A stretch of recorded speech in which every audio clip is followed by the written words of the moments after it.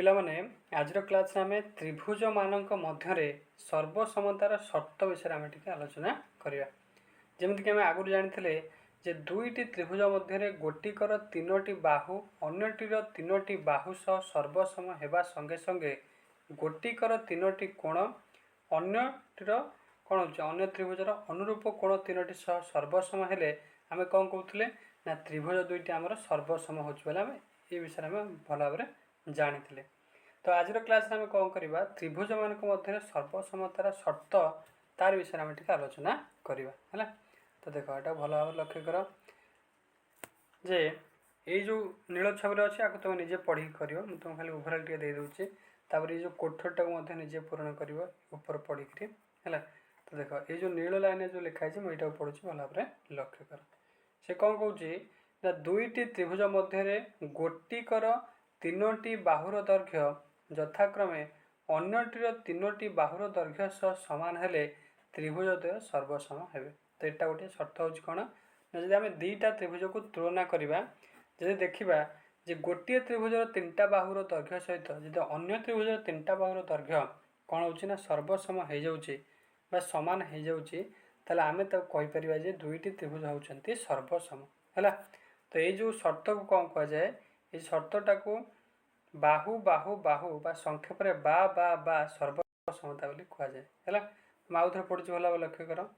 और जो दुईटी त्रिभुज मध्य गोटिकर तीनोटी बाहुर दैर्घ्य यथाक्रमे अन्यटीर तीनोटी बाहुर दैर्घ्य सह सामान हेले त्रिभुजद्वय सर्वसम हेबे है। सर्वसमतार ये शर्त को बाहु बाहु बाहु बा संक्षेप में बा सर्वसमता बोली कहुए है। तो यहाँ गोटे नुआ कनसेप्ट आज आलोचना कले। तो यही छोटिया कनसेप्ट को लेकर आम अभ्यास कार्य 9.4 जो प्रश्न गुड़िक अच्छे आपको तुम्हें आलोचना करवा। देख तो ये जो नेलिया छवि जो गुड़ा अच्छे आपको तुम्हें निज अभ्यास कर पढ़ो यहाँ तुम्हारे काम अच्छे। तो प्रथम हूँ अभ्यास कार्य 9.4 एक नंबर प्रश्न कौन कौन पार्श्वस्थ चित्र रे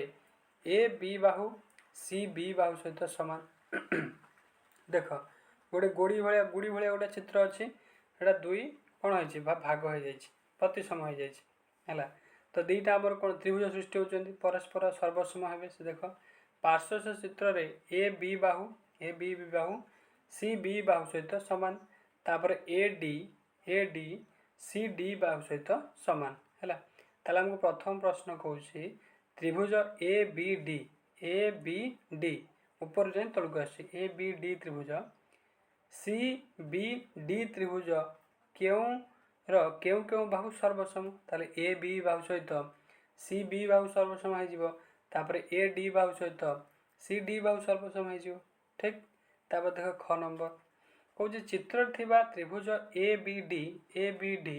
आउ सी बी डी सर्वसम कि हाँ सर्वसम हो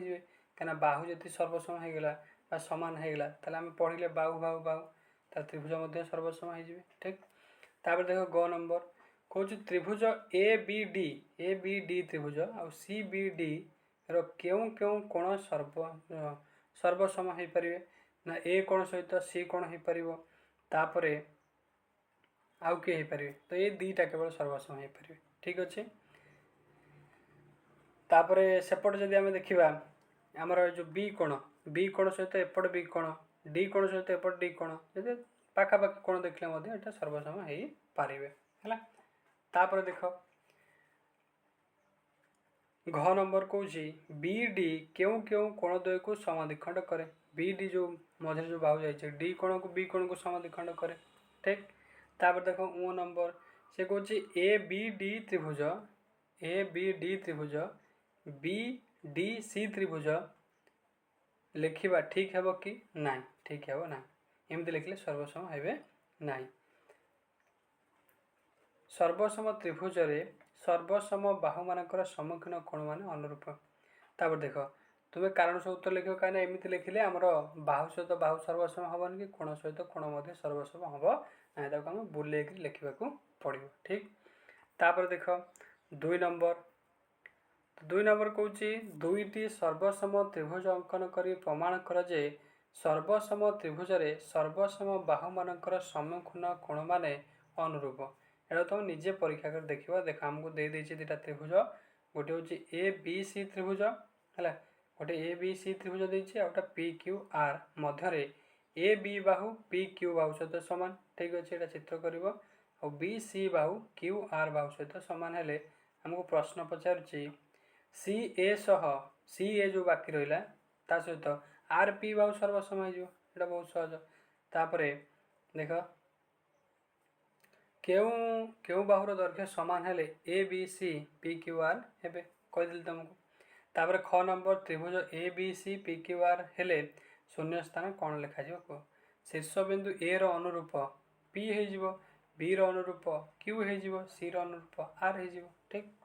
तापर देख 3 नंबर कौच निम्नस्थ चित्र मानकरे बाहु बाहु बाहु सर्वसमता शर्त अनुसार सर्वसम होता त्रिभुज मानकर नाम लेख देख ये आमर बाहुर दैर्घ्य अनुसार ये सर्वसमटा तैयारी करवा देख ए बी हूँ 3 सेमी बी सी हूँ 4 सेमी ए सी हूँ 2.5 तो यही चित्र अनुसार ये गोटे चित्र है तो आम कौन करवा त्रिभुजटा को सजाड़िक लिखा तो आपको जो तुम कौन कर तलू उपरकू टेकीदेव तो हो चित्रटी के ना आमर